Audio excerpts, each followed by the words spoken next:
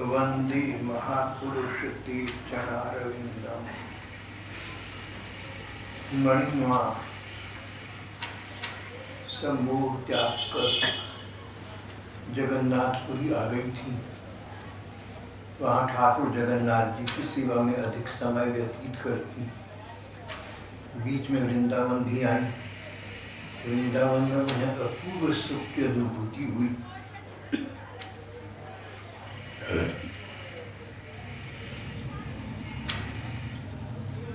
एक दिन मणिमा अपने नियमित समय पर नियमित आसन पर बैठी। मणिमा के गुरुदेव ने उन्हें एक निर्देश दिया था। एक निश्चित समय पर, एक निश्चित स्थान पर, एक निश्चित आसन पर बैठकर निश्चित नाम जप करना, तो तुम्हें सिद्धि प्राप्त होगी, तुम्हें नाम जप में सफलता प्राप्त होगी, तुम्हें ठाकुर के रूप के दर्शन होंगे, उनकी लीला दर्शन होंगे। नाम जप नियमित करो तो नाम जप में इतनी शक्ति सत्ता है। मणिमा ने अपने गुरुदेव के इस आदेश को अक्षरशः पालन किया और कहती है, इस प्रकार मुझे सचमुच ठाकुर जी की विचित्र लीला दृश्यों के दर्शन होने लगे। कहती हैं, एक बार मैं शाम का समय था, आसन पर बैठी थी। नाम खूब जोर से चल रहा था। नाम में मन लगा हुआ था, नाम में मन डूबा हुआ था, सब कुछ भूल चुकी थी। ऐसा प्रवाह था नाम का। उस समय नाम जब में डूबी तो एक दृश्य देखा। श्री कृष्ण यमुना जी के किनारे नाव लिए बैठी हैं। तभी राधा जी आई, अन्य सखियां आई। उन्होंने सबको नौका पर बिठाया। श्री कृष्ण श्री राधिका जी और सखियों को लेकर बहुत देर तक यमुना जी में इधर उधर नैया घुमाकर लीला करते रहे और फिर अंत में तट पर आकर सखियों को, श्री राधिका जी को तट पर उतारा, स्वयं भी उतरी और तिरोहित हो गए। लीला दृश्य अंतर्धान हो गया। अपनी आसन पर बैठी बैठी नाम जप करते करते बीच में ठाकुर जी की लीलाओं के दृश्य उन्हें दिखा करते थे। अगले दिन देखा, प्रातः काल का समय था। मणिमा आसन पर बैठी नाम जप कर रही थी। वही यमुना नदी का किनारा और वही दोनों बालक बालिका जो पहले बीच बीच में आती रही, श्री राधा कृष्ण। वही बालक बालिका आए, छोटे से रूप में आए, नन्हे से बच्चों के रूप में आए, आकर मणिमा की गोद में बैठ गए। मणिमा ने कहा, देखो मैं तो यहाँ से चली जाऊंगी, पर तब तुम्हें न देख पाऊंगी। तुम दोनों मुझे कितना प्यार करती हो। दोनों बालक बालिका मणिमा के गले में बाँह डालकर बोले, तुम्हें क्या हम छोड़ सकते हैं? तुम जहाँ भी रहो, तुम्हारे आसन पर बैठकर नाम करते ही हम दोनों पहुँच जाएंगे और तुम हमें दिख सको। ये सुनकर मणिमा के मन को बहुत आनंद प्राप्त हुआ।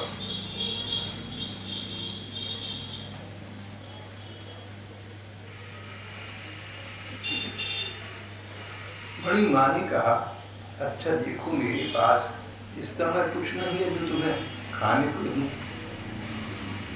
ये गोपाल तो नंदगांव जाकर माँ यशोदा के पास जाकर माखन खा आता है। बालिका बोली, जब तुम पुरी जाओगी या अपने गांव जाओगी तब खिलाना, इस समय तो हमें जाना है, फिर आएंगे। ये कहकर छोटे छोटे रूपों में अवस्थित श्री राधा कृष्ण दोनों अपने स्थान पर वापस चले गए। मणि माँ को आसन पर बैठे जप करते हुए ध्यान में भगवान की लीला दृश्य इनके दर्शन होते रहते थे। एक दिन इस दृश्य दर्शन के लगभग 4 दिन के बाद प्रातः काल उठी, आसन पर नाम जप करने के लिए बैठी। सुंदर दर्शन हुए।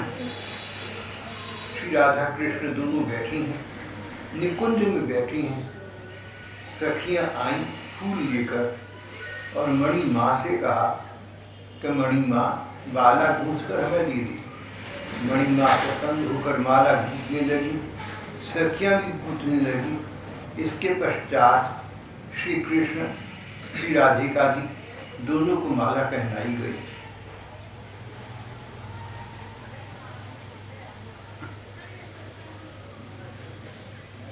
श्री राधा कृष्ण को माला पहनाकर सखियां प्रसन्न हुई और नृत्य करने लगी। मनोरम दृश्य था। प्राण आनंद से परिपूर्ण हो गए। देखते देखते न जाने कहाँ डूब गई, खो गई, बाह्य ज्ञान न रहा। थोड़ी देर में बाह्य ज्ञान हुआ तो देखा कि मैं अपने आसन पर बैठी जप कर रही हूँ। वो लीला दृश्य दिखकर तिरोहित हो चुका था, अंतर्धान हो चुका था। ठाकुर ठकुरैन को जो दृश्य दिखते ये सब मेरे गुरु जी की कृपा का प्रसाद थी, नहीं तो मेरी साधना तो कुछ थी ही नहीं। और एक बार एक सिद्ध संत ने कहा था कि श्री राकृष्ण के श्री राधिका जी की लीला दृश्य अपनी साधना से नहीं, प्रत्युत कृपा गुरु कृपा से ही दृष्टिगोचर होती हैं। मैंने मन ही मन गुरु जी को प्रणाम किया। थोड़ी देर में फिर देखा वही दोनों छोटे से राधा कृष्ण मेरी गोद में आकर बैठ गए। मैंने कहा, क्या तुम दोनों खेल रहे थे? राधा बोली, माँ यशोदा के पास माखन खाकर खेलने गए थे। तुम्हारे गोपाल को भी जाती देखा था, जो चित्रपट वाली मणि माँ के पास गोपाल जी थे। मणि माँ ने वृंदावन से गोपाल जी का चित्र खरीदा था, तस्वीर खरीदी थी। उस चित्रपट की सेवा करते करते ऐसी स्थिति आ गई, कहते हैं कि माँ मणि जब आसन पर बैठती तो चित्रपट से गोपाल बाहर निकलकर आते, प्रकट होकर बातचीत करते, चीज खाते पीते और लीला करते थे। श्री राधिका जी ने कहा, माँ यशोदा के पास माखन खाकर खेलने गए थे, तुम्हारे गोपाल को भी जाती दिखा था। जो तुम्हारे चित्रगत गोपाल हैं वे भी गए थे। मैंने कहा, अब यहाँ से शीघ्र चले जाना होगा। तब दोनों बोले, दुख न करो, तुम जहाँ भी जाओगी वहीं तुम्हें वृंदावन लीला के दर्शन कराएंगे, हमें भी देख सकोगी, चिंता न करो, आनंद पूर्वक रहो।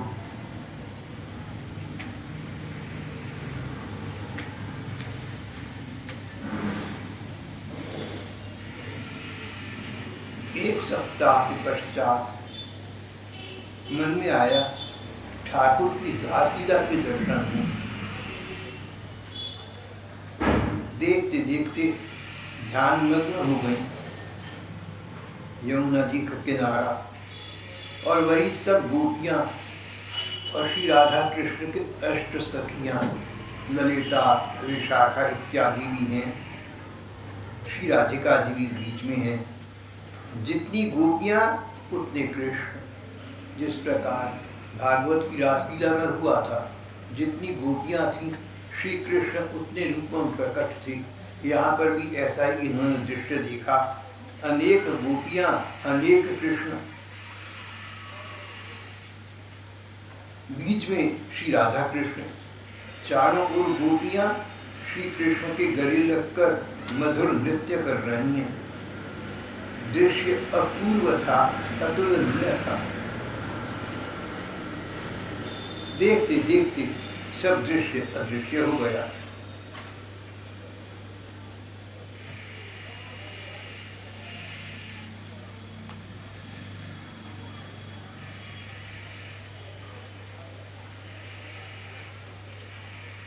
ये सब दृश्य दर्शन मणि माँ को वृंदावन हुए थे।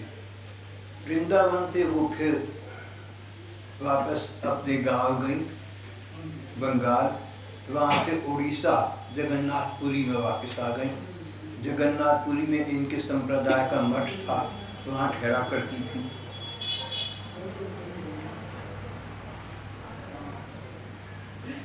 आसन पर बैठकर मणि माँ जप कर रही थी। सन 1953 के ग्रीष्म काल की गर्मी के मौसम की एक घटना है। आसन पर बैठी नाम कर रही थी। छोटे छोटे राधा कृष्ण वृंदावन में जो दिखा करते थे वही कहते थे, चिंता न करो, तुम जगन्नाथपुरी जाओगी, हम वहाँ भी तुम्हें दिखेंगे। वही दोनों राधा कृष्ण अब जगन्नाथपुरी में आए।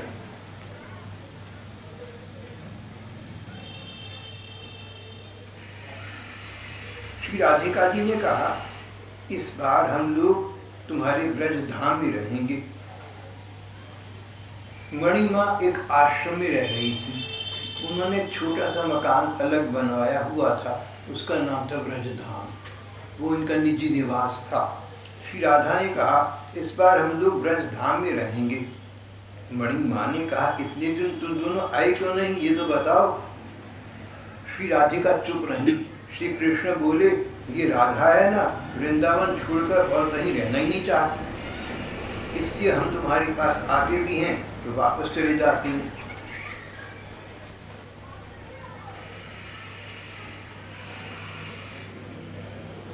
श्री राधिका जी ने कहा, पर इस बार हम तुम्हारे ब्रज धाम में रह लेंगे। यहाँ जगन्नाथपुरी में तो द्वारका लीला है और तुम्हारे ब्रज धाम में वृंदावन लीला है, हम तुम्हारे ब्रज धाम में रह लेंगे। श्री कृष्ण बोले, इन सब स्थानों में हमें ठाकुर सजाकर रखा जाता है जो हमें अच्छा नहीं लगता। वे लोग प्रेम करना नहीं जानते, बस पूजा करनी जानती हैं। हम अपने निर्जनों के पास ही जाते हैं जो हमें अपना मानती हैं। वृंदावन में हम इसीलिए रहते हैं कि ब्रजवासी हमें अपना निर्जन मानते हैं, ठाकुर नहीं मानते। ये ठाकुर ने एक विचित्र बात की घोषणा करी।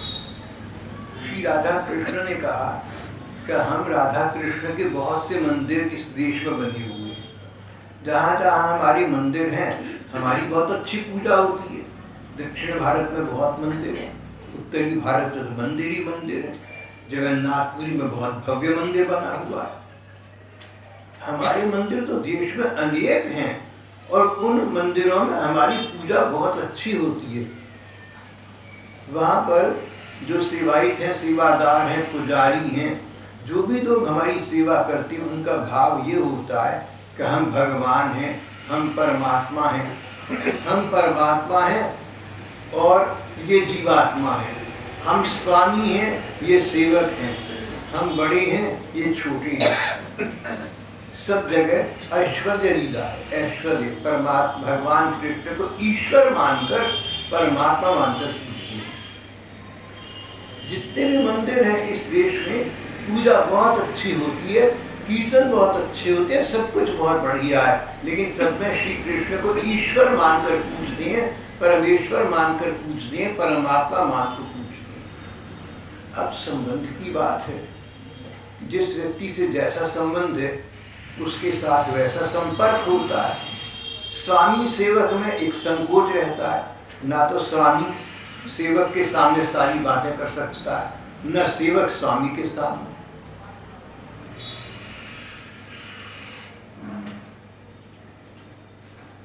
यहाँ तक कि मित्र मित्र में भी, सखा भाव में भी एक कठिनाई आती है।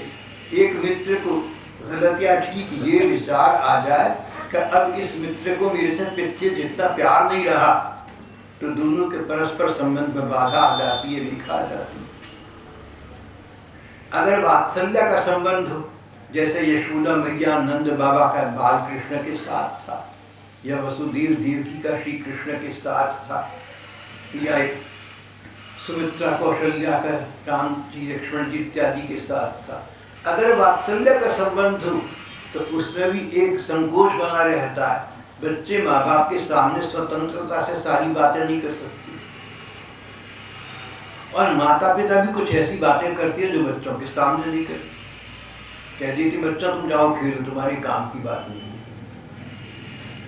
जितने संबंध हैं संसार में लगभग सभी ऐसे हैं जहाँ कोई ना कोई संकोच, कोई ना कोई मर्यादा बनी रहती है।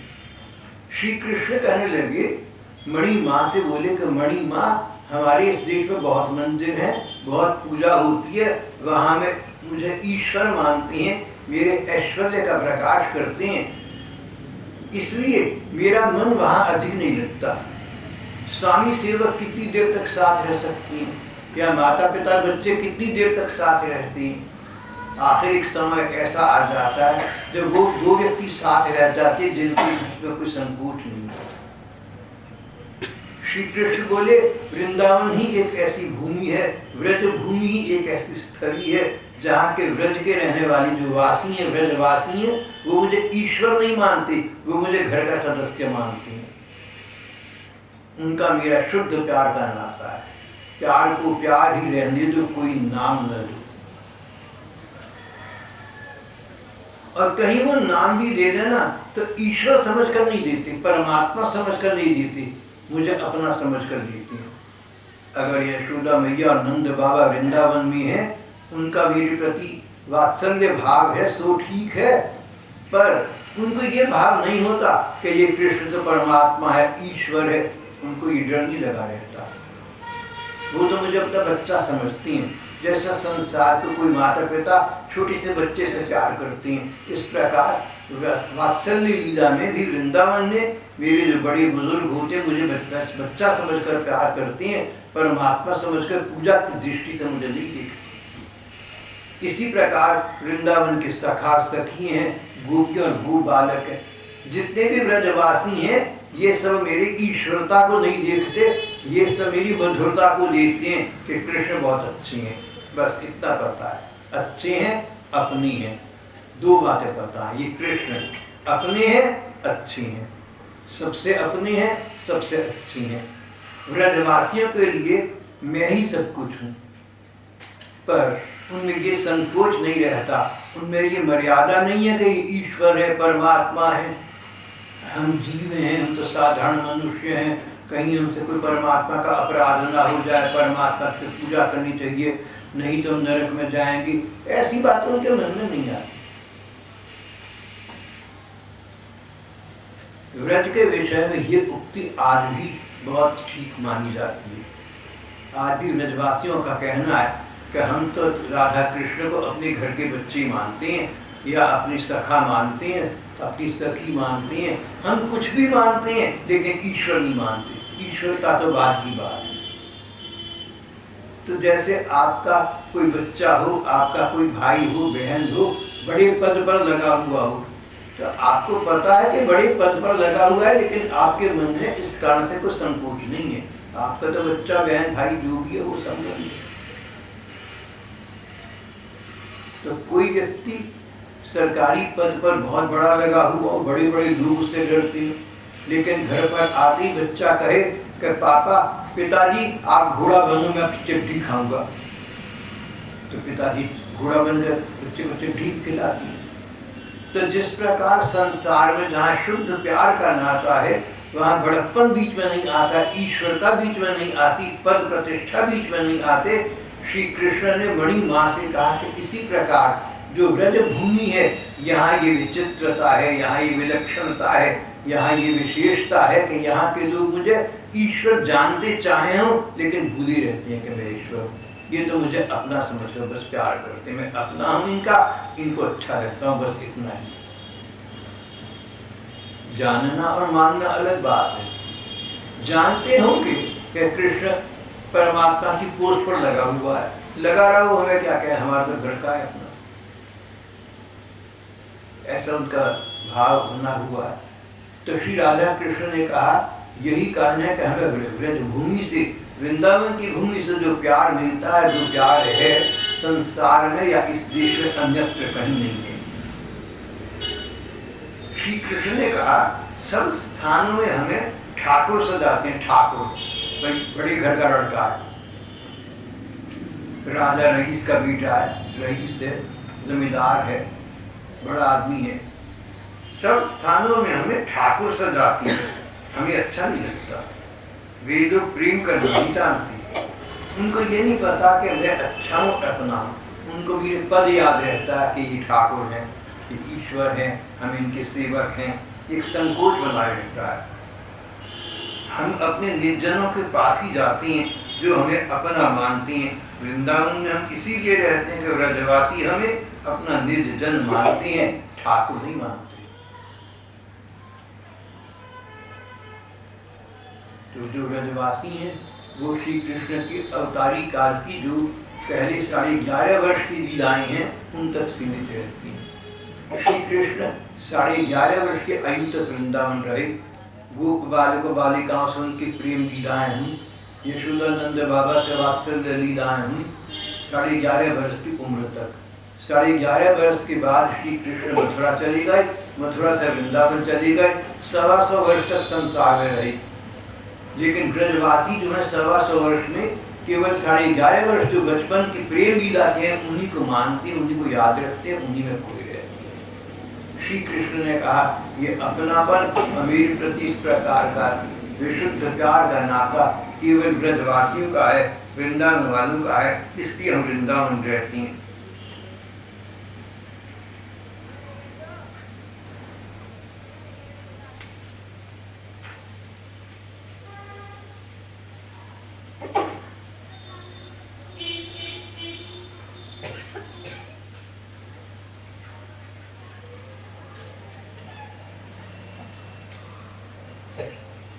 किसी एक प्रसंग में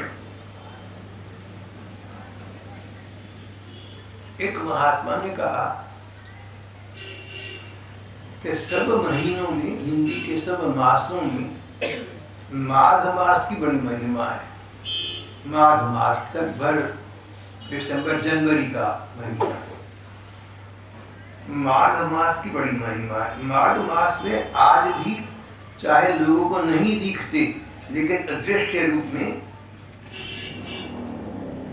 प्रयाग में, इलाहाबाद में भरद्वाज मुनि के आश्रम में मुनिगण एकत्रित होकर पूरे मास सत्संग करते हैं। आज भी वही क्रम चल रहा है। जब भगवान कृष्ण भगवान राम के रूप में आए थे, पहले भगवान राम के रूप में, बाद में कृष्ण रूप में आए, त्रेता में राम रूप में आए। जब भगवान राम रूप में त्रेता युग में आए और वनवास की उन्होंने लीला की, तो बीच में वो माघ का महीना था। प्रयागराज में भरद्वाज मुनि के आश्रम में ठहरे थे। भरद्वाज मुनि भगवान के प्रेमी भक्त हैं। राम जी वनवास पर जा रहे थे, मार्ग में प्रयाग रुके, प्रयाग में भरद्वाज मुनि के आश्रम में गए, उनके पास रुके।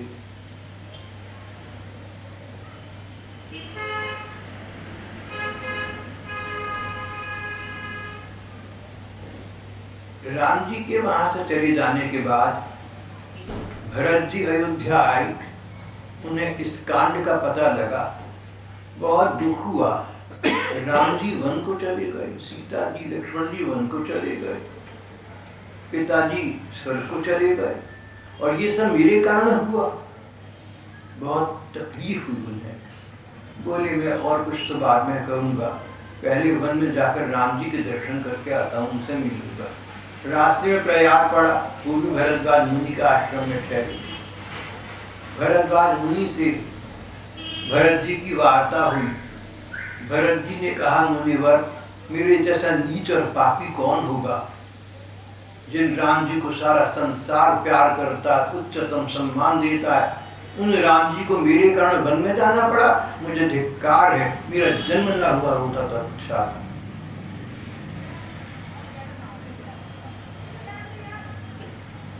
भरद्वाज मुनि ने उन्हें बड़ा संतुलित उत्तर दिया था।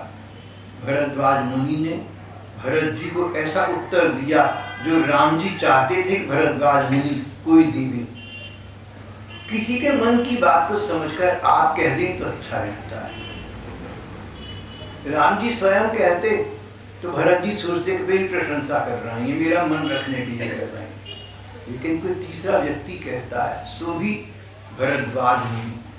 भरद्वाज मुनि ने भरत जी से गंभीर स्वर में कहा, भरत हम तपस्वी हैं, हम जंगल में रहते हैं, ना किसी की मुंह देखी करते हैं, ना किसी से लेना देना है, हम विरक्त हैं, साधु हैं, भीख मांग के खा लेते हैं, भूखे भी रह लेते हैं, हमने राजा महाराजा किसी से कुछ नहीं लेना है।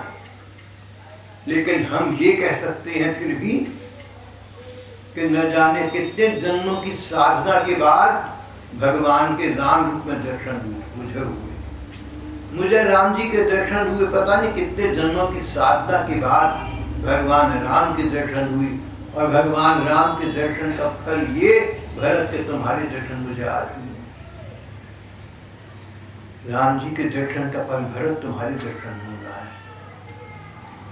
भरद्वाज मुनि उच्च कोटि के ब्राह्म भक्त थे, जानते थे कि मेरा ये उत्तर ठीक भी है और ये वो उत्तर है जो राम जी को पसंद आएगा। अगर राम जी स्वयं भरत जी से ऐसा कहेंगे तो भरत जी सोचे मेरा मन रखने के लिए राम जी ऐसा कह रहे हैं।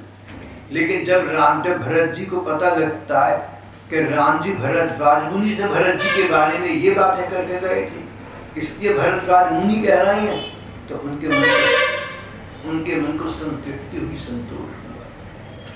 भरद्वाज मुनि भक्त मुनि थे, कई तपस्वी होते हैं, कई योगी होते हैं, प्रकार प्रकार के ऋषि मुनि हैं, लेकिन ये प्रेमी भक्त थे भरद्वाज मुनि।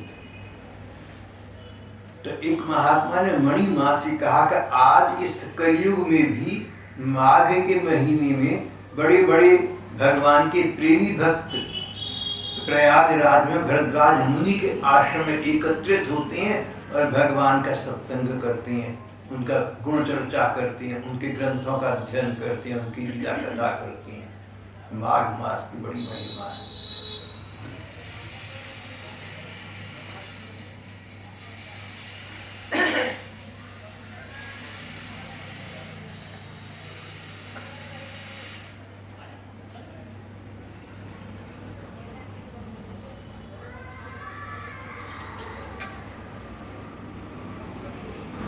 सन 1964 आ गया था।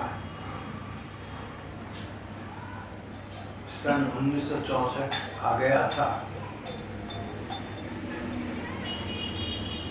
अप्रैल का महीना था, रामनवमी के आसपास के दिन थी।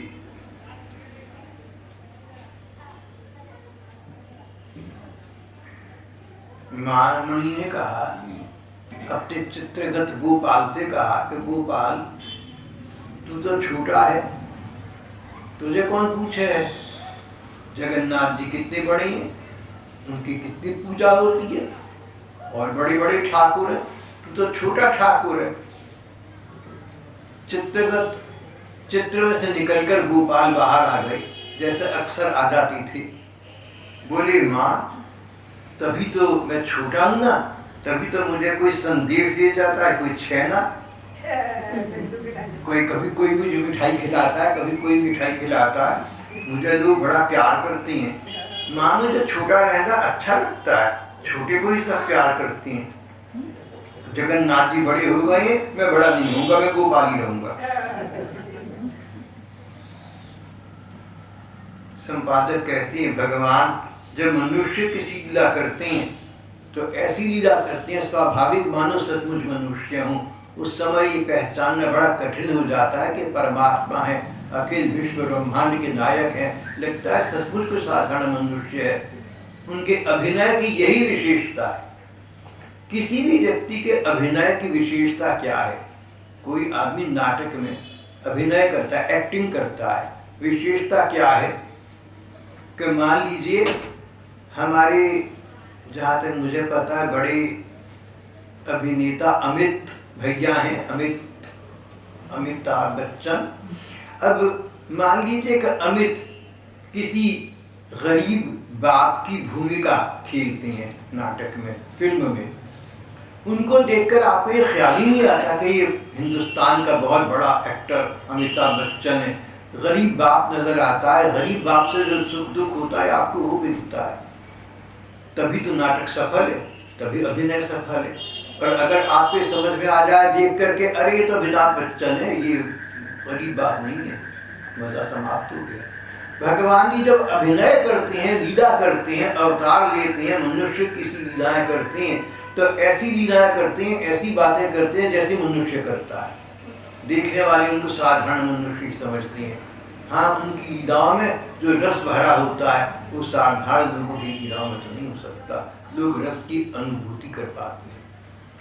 श्री कृष्ण मणि माँ से बोले कि माँ मुझे छोटा बच्चा बने रहने अच्छा लगता है, लोग चीजें खिलाते हैं। अब जगन्नाथ जी को देख लोग पूज रहे हैं, लेकिन प्यार से मक्खन तो नहीं कोई मुंह में डाल रहे हैं। मुझे डला खिला रहे हैं, कभी मक्खन खिलाते हैं, कभी मिश्री खिलाते हैं, मेरे तो बड़ी ठाठ हो रहे हैं, मैं बच्चा ही रहूंगा। भगवान जब नर लीला करते हैं तो ठीक मनुष्य की तरह करते हैं।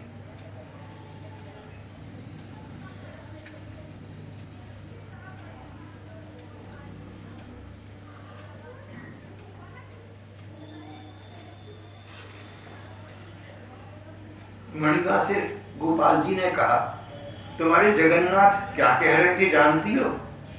कह रहे थे गोपाल को सभी लोग प्यार करते हैं, प्रकार प्रकार की वस्तुएं देती हैं, मुझे सबने ठाकुर बना रखा है, मुझे अच्छा नहीं लगता। कहते तुम्हारे जगन्नाथ जी मेरे से शिकायत करते, जबकि जगन्नाथ जी गोपाल है तो एक ही श्री कृष्ण लीला के लिए अनेक रूप धारण कर ले।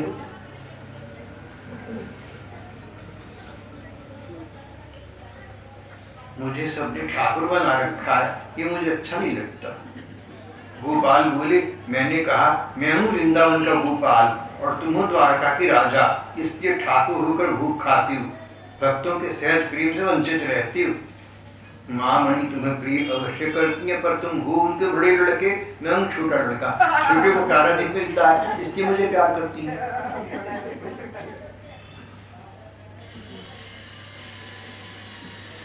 मणि माँ के पास एक भक्त आते थे, धीरेन भैया कहलाते थे।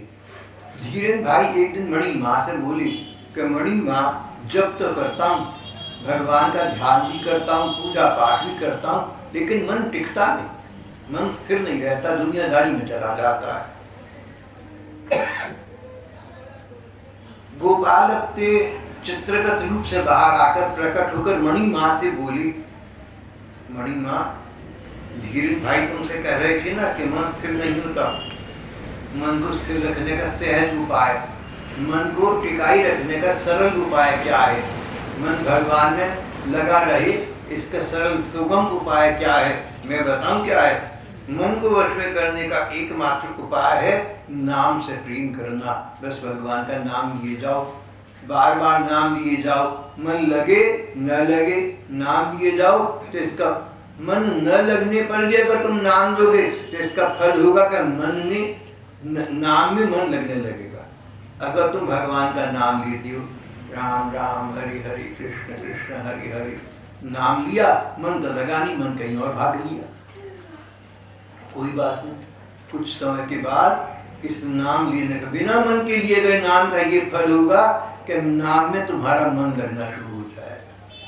जब नाम में मन लगना शुरू हो जाएगा उसका फल होगा भगवान जिनका नाम ले रहे हैं उनके रूप के दर्शन हो जाना, मन की आंखों से उनके दर्शन होना। उसका फल होगा मन की आंखों से उनकी लीला दृश्य दिखना, जैसे मणि माँ को दिखते थे। गोपाल कहने लगे मणि माँ से कि धीरेन भाई कह रहे थे मन स्थिर नहीं होता, मन को स्थिर रखने का सहज उपाय क्या है? मन को वश में करने का सहज उपाय एक ही है, नाम से प्रेम करना। प्रेम के द्वारा ही मन वश में होता है। नाम को अपना जानकर उससे एक हो जाए, नाम करते करते देह मन सब नाममय हो जाए, नाम नामी एक ही हृदय में लिया करने लगती है। जिनका नाम लेती हैं अगर बिना मन के भी लिए जाए तो जो नामी ठाकुर है जिनका नाम लेकर जप कर रहे हैं वे नामी ठाकुर हृदय में लीला करने लगते हैं, अंदर अंदर अपनी लीलाएं दिखाने लगते हैं, सब कुछ प्राप्ति हो जाती है। मणि माँ की उम्र बहुत हो चली थी, उनको पहले रक्तचाप हो गया, ब्लड प्रेशर हो गया, उसके बाद हृदय रोग से, हार्ट डिजीज से पीड़ित हो गए। पहले उनका सारा दिन जगन्नाथ जी के मंदिर में बीतता था। अब चारपाई पर पड़े पड़े बीतने लगा, पर उनके भक्ति भाव में कोई कमी नहीं आई। उनका शरीर रोगी था, लेकिन मन स्वस्थ था। मन से भगवान के नाम का जप करती रहती, मन से भगवान के रूप का ध्यान करती रहती, और मन ही मन भगवान की लीलाओं के दृश्य अभी देखा करती थी और उस आनंद में खोई रहती थी। बाहर से तो माँ अस्वस्थ रहती, पर उनका अंतर्मन सदा आनंद से परिपूर्ण रहता। बाहर से तो रोगी की भांति चारपाई पर पड़ी रहती, पर अंदर एक दिव्य राज में आनंद पूर्वक विचरण किया करती थी। इस रहस्य का तब पता लगा जब एक बार एक महात्मा ने, उनके एक प्रेमी सत्संगी महात्मा ने उन्हें अपनी एम्बेसडर गाड़ी में मंदिरों के दर्शन कराने के लिए ले चलने को कहा। उनके सत्संगी भाई थे। उन्होंने कहा, उनका ये बड़ा आदर करती थी। उन्होंने कहा कि तुम बीमार हो, चल फिर नहीं सकती हो, मेरे पास नई मोटर कार है, एम्बेसडर है, मैं तुम्हें एम्बेसडर में ले जाऊंगा। पहले एम्बेसडर गाड़ी का बहुत रिवाज था। मणिमा ने उत्तर दिया था, बाबा यदि मैं बाहर भीतर आने जाने लगूं तो घर बैठे जो अपूर्व आनंद प्राप्त करती हूँ, उनकी लीला का दर्शन करती हूँ, वह सब तो बंद हो जाएगा। बाहर जाकर दर्शन करने में दर्शन तो हो जाएंगे मंदिरों इत्यादि में, लेकिन मन में जो साक्षात दर्शन होती है वो रह जाएंगे। इसलिए मेरा बाहर न जाना ही उचित है। उस रोगी अवस्था में भी बड़ी माँ को अपने भावनयनों से ठाकुर के प्रत्यक्ष दर्शन हुआ करते थे। संपादक का ये भाव है।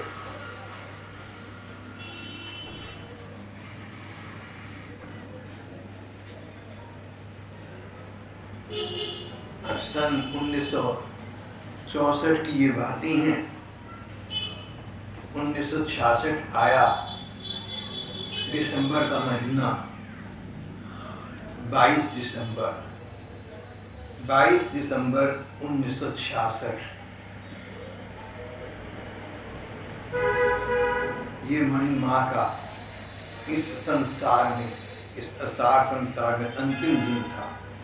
प्रातः 4 बजे आसन पर बैठे,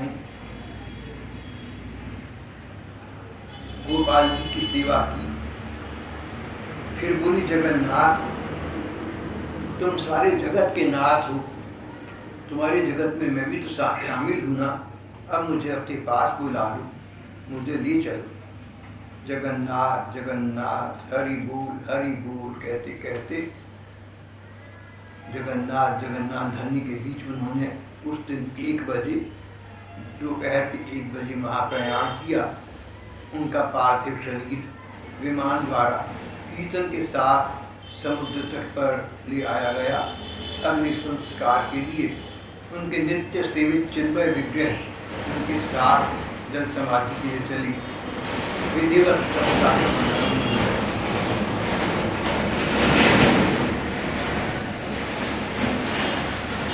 श्मशान पर विमान उतारकर नाम कीर्तन के साथ उनकी परिक्रमा की गई। मणिमा असार संसार को त्याग कर सारे संसार के सार स्वरूप श्री भगवान की नित्य लीला में स्थापित हो गए। यहाँ पर मणिमा का प्रसंग समाप्त हो जाता है।